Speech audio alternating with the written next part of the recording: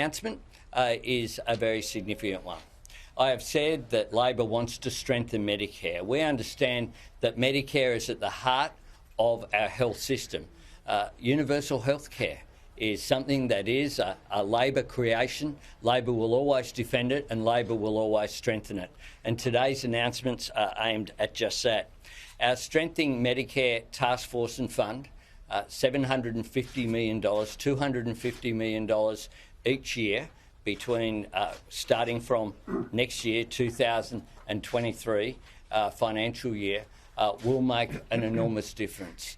It has been supported by the AMA, and we've worked with the health sector to make sure that we do strengthen Medicare, which is why this funding will be available.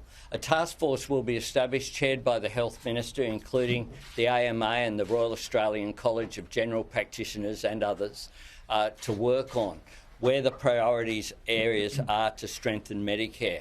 But one of the things that we know is that GP practices are really struggling in many areas. Importantly, during the pandemic, we relied upon our GPs to step up.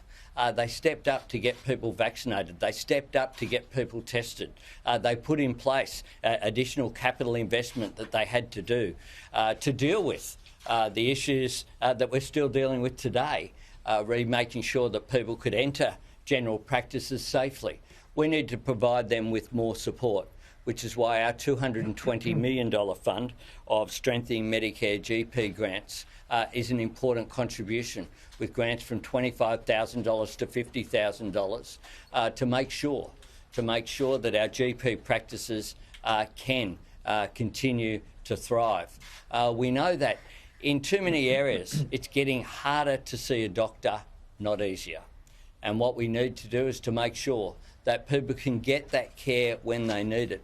It's one of the reasons why we announced our urgent care clinics to take pressure off emergency departments to work with existing GP services and community health clinics.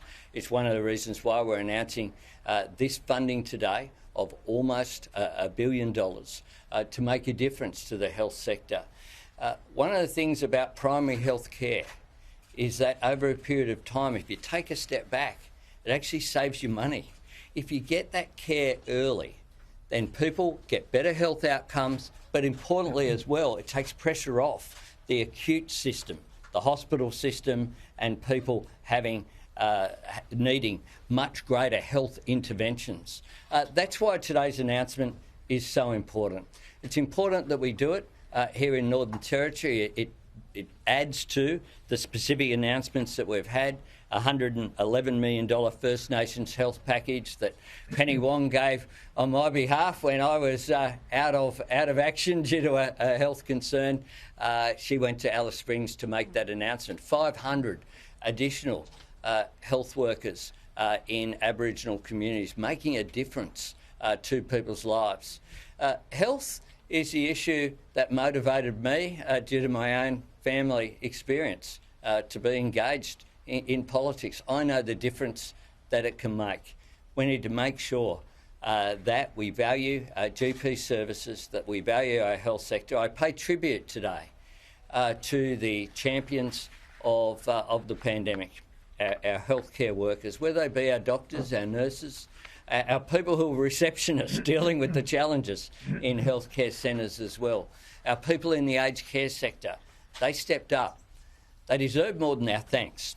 What they deserve us to do is to have a step back, look at what are the weaknesses in the health system, where are the pressures on, how does government make a difference to alleviate those pressures so that we get better health care outcomes in the future.